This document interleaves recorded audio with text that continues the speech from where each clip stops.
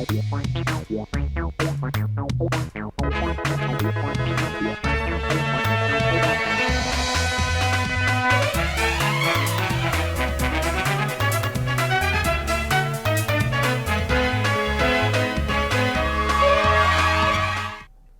मैं हूं अनुपम शर्मा। आप देख रहे हैं राष्ट्रीय समाचार। अंतर्राष्ट्रीय समाचार का खास प्रोग्राम ग्लोबल फ्रंटलाइन। दुनिया इस वक्त सिर्फ तनाव में नहीं है, दुनिया इस वक्त बारूद के ढेर पर खड़ी है। महाशक्तियां आमने सामने हैं। बांग्लादेश में कहीं नेताओं की बढ़ती प्रॉपर्टी पर सवाल हैं, तो कहीं अमेरिका ने सीरिया में आईएस के 30 से ज्यादा ठिकानों पर एयर स्ट्राइक कर दी है। क्या ये सब आने वाले तूफान की आहट है? खबरों में आगे बढ़ने से पहले एक नजर डालते हैं हेडलाइंस पर। इन सब खबरों पर करेंगे हम विस्तार से चर्चा। सियासी हलचल तेज, रहमान सरकार बना सकती है जांच आयोग। मोहम्मद यूनुस समेत 18 मंत्रियों की संपत्ति में इजाफे पर सवाल। अमेरिका ने सीरिया में आईएस के 30 से ज्यादा ठिकानों पर एयर स्ट्राइक की, हथियार भंडार को निशान बनाया, हजारों कैदी इराक ट्रांसफर। ओमान की मध्यस्थता में फिर शुरू होगी न्यूक्लियर डील पर बातचीत, जिनेवा पहुंचे ईरानी विदेश मंत्री। बीएलए का दावा, 17 पाकिस्तानी सैनिकों को हिरासत में लिया, 10 से रिहा, 7 अभी भी कैद में, अदला बदली के लिए 7 दिन की मोहलत। जिनेवा में अगला दौर तय, परमाणु डील पर फिर आमने सामने होंगे ईरान और अमेरिका। बड़ी खबर बांग्लादेश से सामने आ रही है। बांग्लादेश में शेख हसीना सरकार के तख्ता पलट के बाद बनी अंतरिम सरकार के मुखिया मोहम्मद यूनुस और उनके मंत्रियों की संपत्ति में जबरदस्त इजाफे का मामला चर्चा में है। सूत्रों के मुताबिक अंतरिम सरकार के प्रमुख मोहम्मद यूनुस की संपत्ति में एक साल में तकरीबन 11% की बढ़ोतरी हुई है। उनकी कुल संपत्ति अब लगभग 12.5 करोड़ बताई जा रही है, जिसमें करीब 1 करोड़ 30 लाख रुपए का इजाफा दर्ज किया गया है।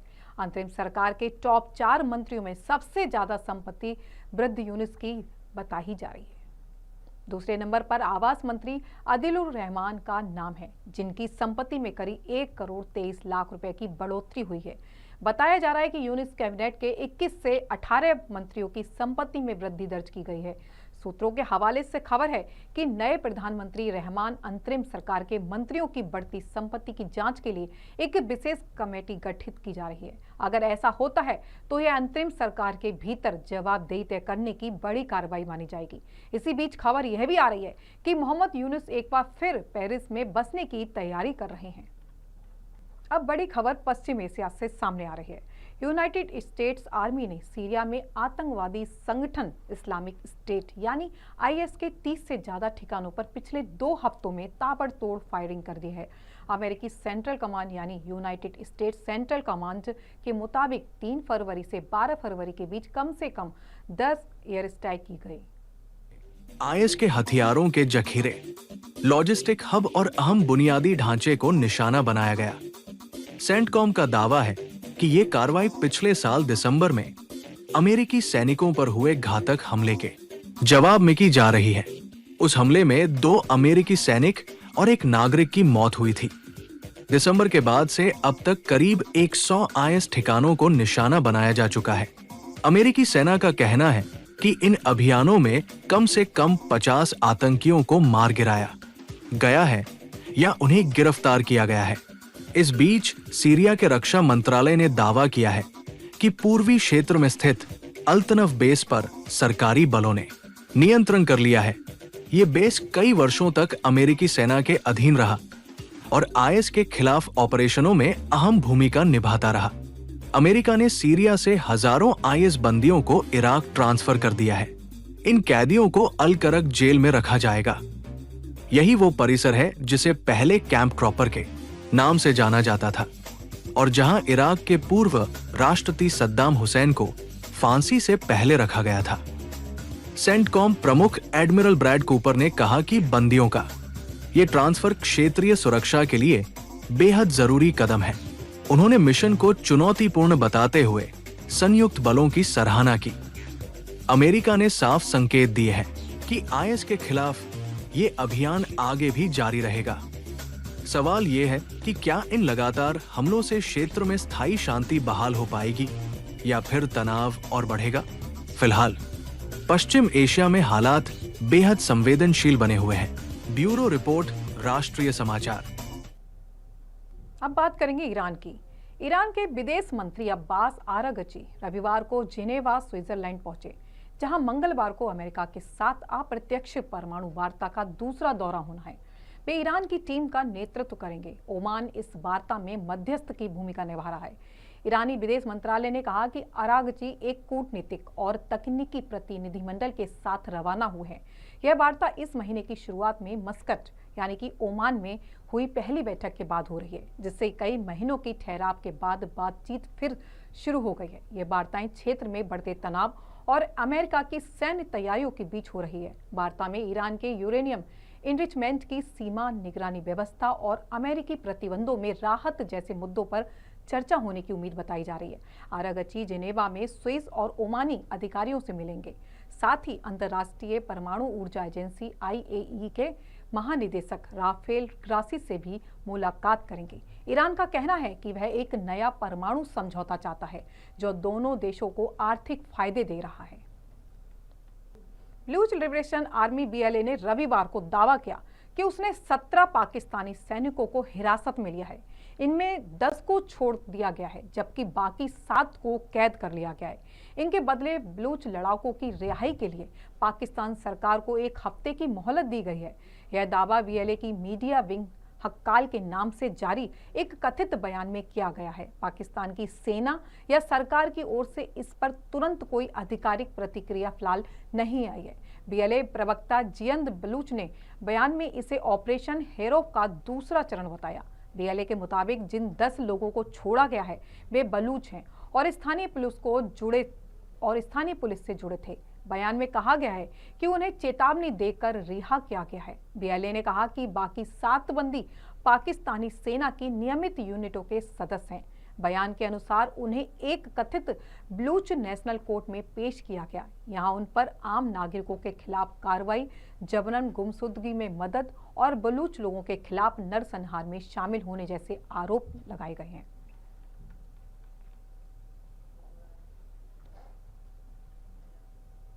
ईरान ने अमेरिका के साथ परमाणु समझौते को लेकर बातचीत करने की इच्छा जताई है। ईरान के उप विदेश मंत्री मजीद तख्त रवांची ने अपने एक टीवी को दिए इंटरव्यू में कहा कि अगर अमेरिका प्रतिबंध हटाने पर बात करने को तैयार है तो हम अपने परमाणु कार्यक्रम से जुड़े कई मुद्दों पर समझौता करने के लिए तैयार हैं। दोनों देशों के बीच बातचीत का अगला दौर मंगलवार को जिनेवा में होने वाला है। कि परमाणु वार्ता में प्रगति रुकने की वजह ईरान है, न कि अमेरिका। रवांची ने दोहराया कि ईरान अपने बैलिस्टिक मिसाइल प्रोजेक्ट पर अमेरिका से बातचीत नहीं करेगा। ये मुद्दा इजराइल और अमेरिका दोनों उठाते रहे हैं। उन्होंने कहा, जब हम पर इजराइल और अमेरिका ने हमला किया तो हमारी मिसाइलों ने हमारी रक्षा की। हम अपनी रक्षात्मक क्षमता से खुद को कैसे वंचित कर सकते हैं? दूसरी ओर अमेरिकी विदेश मंत्री मार्को रूबियो ने शनिवार को कहा था कि राष्ट्रपति डोनाल्ड ट्रंप समझौता चाहते हैं, लेकिन ईरान के साथ डील करना बहुत मुश्किल है। ट्रंप ने यह भी चेतावनी दी है कि अगर ईरान के परमाणु कार्यक्रम को सीमित करने पर समझौता नहीं हुआ तो अमेरिका सैन्य कार्रवाई कर सकता है।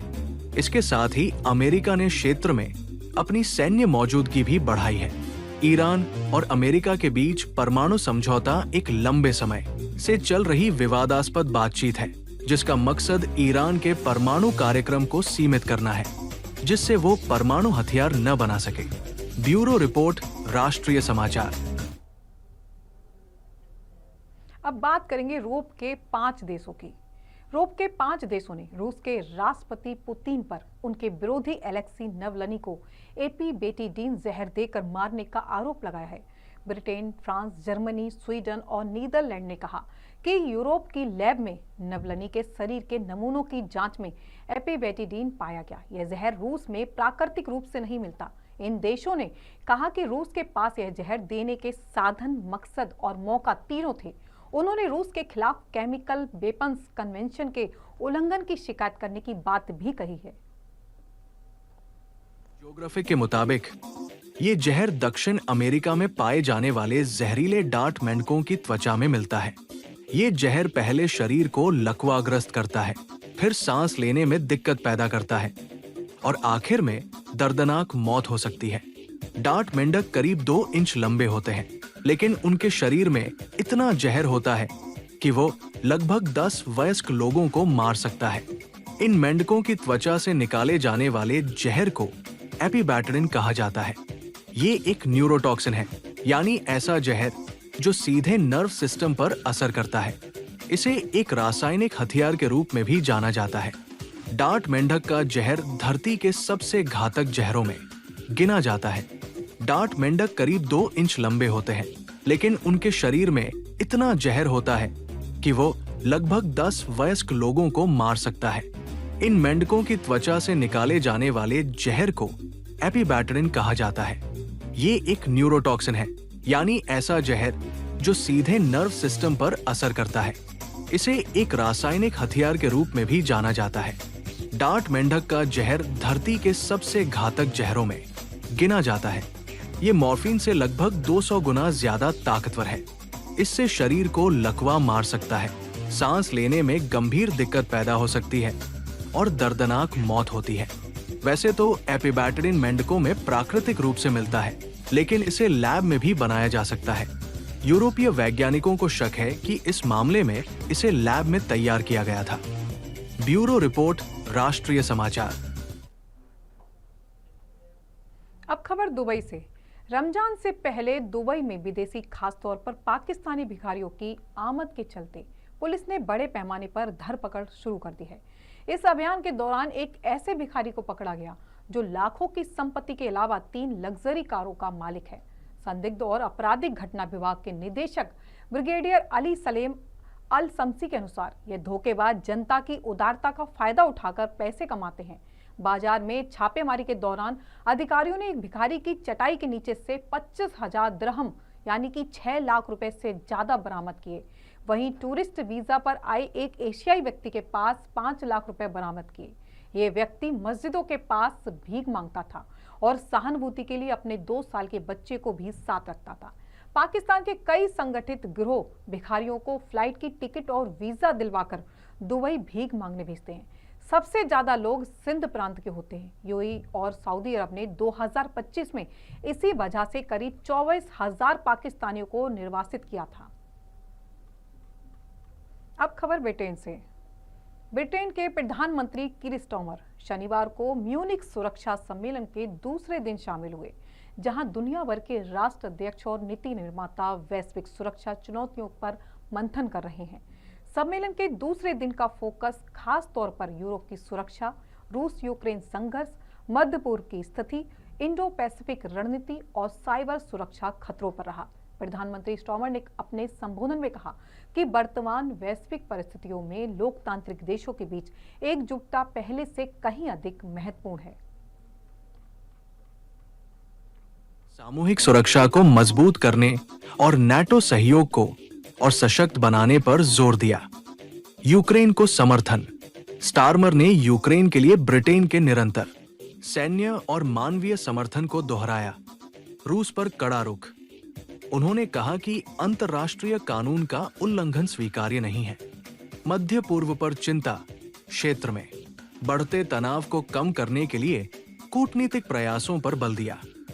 चीन और इंडो पैसिफिक वैश्विक व्यापार मार्गों की सुरक्षा और स्थिरता पर चर्चा। म्यूनिख सुरक्षा सम्मेलन को दुनिया का सबसे प्रभावशाली सुरक्षा मंच माना जाता है, जहां हर साल वैश्विक नीतियों की दिशा तय करने वाले अहम फैसलों पर चर्चा होती है। इस वर्ष सम्मेलन ऐसे समय हो रहा है जब दुनिया कई मोर्चों पर अस्थिरता का सामना कर रही है। ऐसे में ब्रिटेन की भूमिका और प्रधानमंत्री स्टारमर की भागीदारी को बेहद अहम माना जा रहा है। ब्यूरो रिपोर्ट, राष्ट्रीय समाचार। अब बात करेंगे पाकिस्तान की, जो झूठे बयान और झूठी शान के लिए जाना जाता है। पाकिस्तान के साख को म्यूनिख में झटका लगा है। पाकिस्तान के army chief field marshal Asim Munir को म्यूनिख में आयोजित म्यूनिख सिक्योरिटी कॉन्फ्रेंस के दौरान उस वक्त असहज स्थिति का सामना करना पड़ा जब एंट्री गेट पर एक सुरक्षा अधिकारी ने उनका आईडी कार्ड चेक करते हुए उन्हें लगभग रोक दिया। वायरल वीडियो में अधिकारी सख्त लहजे में कहते दिख रहे हैं, stop, where is your I card. Germany के कॉन्फ्रेंस में जहां दुनिया के बड़े बड़े लीडर्स डिप्लोमेट्स और सिक्योरिटी एक्सपर्ट्स बिना किसी झंझट के एंट्री ले रहे थे, वहीं मुनीर को प्रवेश द्वार पर एक सिक्योरिटी ऑफिसर ने लगभग रोक ही दिया था।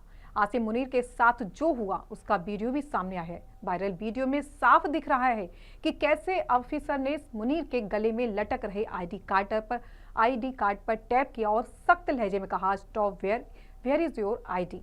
यह घटना तब हुई जब मुनीर और उनकी टीम कॉन्फ्रेंस में शामिल होने पहुंची थी। कॉन्फ्रेंस के बाहर जय सिंध मुत्तहिदा महाज के सदस्यों ने जोरदार विरोध प्रदर्शन भी किया। उन्होंने मुनीर की मौजूदगी को बेहद अफसोसजनक बताते हुए पाकिस्तान में मानवाधिकार उल्लंघनों, दमन और सिंधियों पर अत्याचारों को हाईलाइट भी किया।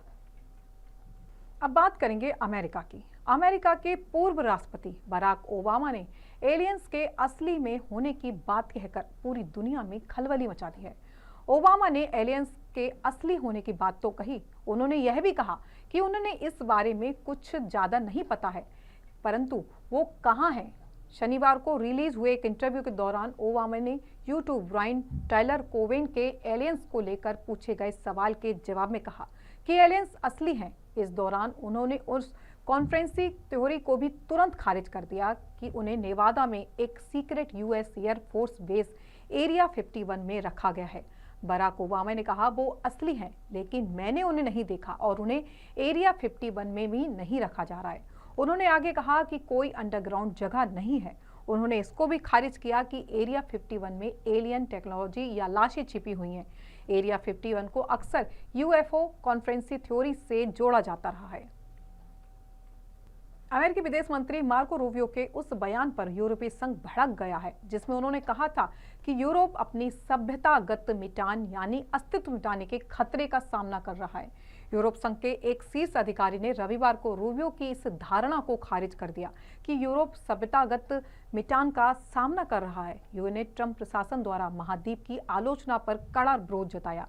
यूरोपीय संघ की विदेश नीति प्रमुख काजा क्लास ने म्यूनिख सुरक्षा सम्मेलन में यह रूबियो की धारणा को खारिज कर दिया।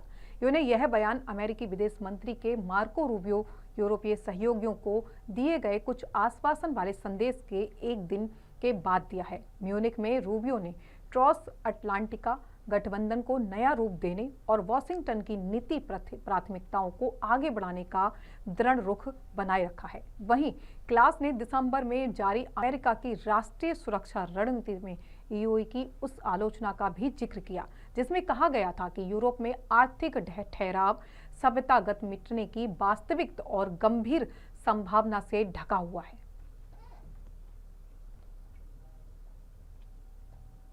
अब बात करेंगे बांग्लादेश की। बांग्लादेश में चुनाव संपन्न होते ही हिंदुओं और उनके धार्मिक स्थलों पर फिर से हमले शुरू हो गए हैं। ताजा घटना खोखा शावरी सुविल्लापारा नीलफामारी 3 में हुई, जहां काली मंदिर में स्थापित मूर्ति को अराजक तत्वों ने तोड़फोड़ कर दिया। यह घटना बांग्लादेश के 13वें आम चुनाव के बाद हुई है, जहां बांग्लादेश नेशनलिस्ट पार्टी बीएनपी ने सबसे अधिक 212 सीटें जीती हैं। वहीं जमाते इस्लामी ने ऐतिहासिक प्रदर्शन करते हुए 76 सीटें हासिल की हैं। काली मंदिर में तोड़फोड़ की यह घटना नीलफामारी जिले में हुई, जहां जमाते इस्लामी ने सभी सीटें जीत लीं, जिसमें नीलफामारी 3 भी शामिल है। यहां ओबेदुल्ला सलाफी जमाते इस्लामी विजयी घोषित हुए। यह हमले नीलफामारी जिले में हुई, जहां जमाते इस्लामी ने सारी सीटें जीत लीं। चुनाव परिणामों के तुरंत बाद अल्पसंख्यक समुदाय खासकर हिंदू में असुरक्षा की भावना बढ़ गई है। इजराइल में बढ़ते तनाव के बीच हालात उस समय बेकाबू हो गए जब गुस्साए प्रदर्शनकारियों की भीड़ ने एक स्थानीय पुलिस स्टेशन को घेर लिया। देखते ही देखते भीड़ उग्र हो गई और कुछ लोगों ने पुलिस स्टेशन के मुख्य गेट को तोड़ने की कोशिश की। प्रत्यक्षदर्शियों के मुताबिक प्रदर्शनकारियों ने परिसर के बाहर खड़े एक सुरक्षा वाहन को घेर लिया और उसे पलट दिया। घटना के दौरान पथराव और तोड़फोड़ की खबरें सामने आई। स्थिति को नियंत्रित करने के लिए पुलिस ने अतिरिक्त बल बुलाया। भीड़ को तितर-बितर करने के लिए आंसू गैस के बल प्रयोग किया गया। कई लोगों को हिरासत में भी लिया गया। प्रदर्शन किस मुद्दे को लेकर भड़के, इससे लेकर अलग अलग दावे किए जा रहे हैं। हाल के दिनों में इजराइल में राजनीतिक और सुरक्षा से जुड़े मुद्दों पर विरोध प्रदर्शन बढ़े हैं, जिससे तनावपूर्ण माहौल बना हुआ है। स्थानीय प्रशासन ने लोगों से शांति बनाए रखने की अपील की है। फिलहाल क्षेत्र में भारी सुरक्षा बल तैनात है और हालात पर कड़ी नजर भी रखी जा रही है। यह घटना ऐसे समय में हुई है जब देश पहले से ही आंतरिक और बाहरी चुनौतियों का सामना कर रहा है। इजराइल से बड़ी सुरक्षा खबर सामने आई है। इजराइल डिफेंस फोर्सेस यानी आईडीएफ ने अपने आधिकारिक चैनलों पर एक वीडियो साझा किया है जिसमें एक मिलिट्री डॉग को संदिग्ध घुसपैठिए पर कार्रवाई करते देखा जा सकता है। आईडीएफ का दावा है कि संदिग्ध व्यक्ति सुरक्षा घेरा तोड़कर प्रतिबंधित क्षेत्र में घुसने की कोशिश कर रहा था। ऑपरेशन के दौरान डॉग यूनिट को तुरंत सक्रिय किया गया। वीडियो में देखा जा सकता है कि प्रशिक्षित सैन्य कुत्ता संदिग्ध को जमीन पर गिराकर नियंत्रित कर लेता है। सेना के मुताबिक इस कार्रवाई में डॉग यूनिट ने अहम भूमिका निभाई है और बिना गोलीबारी की स्थिति को नियंत्रित कर लिया गया। फिलहाल पकड़े गए व्यक्ति से पूछताछ जारी है और घटना की विस्तृत जांच की जा रही है। आईडीएफ ने कहा कि सुरक्षा घेरा तोड़ने की किसी भी कोशिश को सख्ती से निपटाया जाएगा। तो ये थी आज की अंतर्राष्ट्रीय बड़ी खबरें। दुनिया इस वक्त सिर्फ तनाव में नहीं है बल्कि बारूद के ढेर पर खड़ी है। महाशक्तियां आमने सामने हैं। हर कदम पर संघर्ष और कूटनीति की परीक्षा हो रही है। समुद्र, आकाश, जमीन, हर जगह खतरे और चुनौतियां बढ़ती जा रही हैं। आज के ग्लोबल फ्रंटलाइन में इतना ही। देश दुनिया की बाकी खबरों के लिए देखते रहें राष्ट्रीय समाचार। तब तक के लिए नमस्कार।